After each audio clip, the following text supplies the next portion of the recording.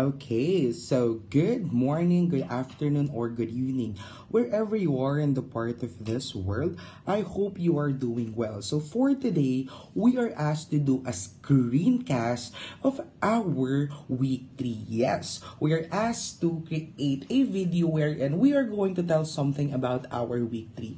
For me, week 3 is something that is really challenging because I get to explore my different tools in creating different types of course of learning things for our student. One of the things that I enjoy creating is creating an online quiz in Moodle, and at the same time my personal favorite is the polling tool. So allow me to share to you a polling tool right here. So when we say a polling tool, these are the types of making an options for other people. Like for example, Mentimeter, Pool Everywhere, Slide Go. So this were really fun creating because we get to explore our different tools. So of course, I get to create my own meter full and my classmate as well. Of course, I will highlight my work right here. So this is my work. So I challenge myself to create a Mentimeter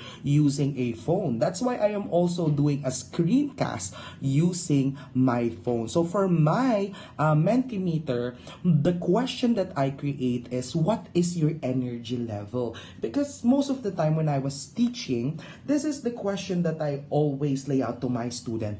What is your energy? Do you need coffee, food first, medium energy, high energy, or I just wanna sleep? So that's an example that I really enjoy very much because it very resonate and relates to my student. Of course, we get to create our badge in education, and we get to also detect some plagiarized tools. We get to have a lot of reading about it, and I learned a lot, especially about Turnitin, and it makes me wanna download it and use it personally for my work. So I won't take this video longer anymore because this is just a short example of how screencasts work and how my third week in this practice teaching with technology goes. Thank you.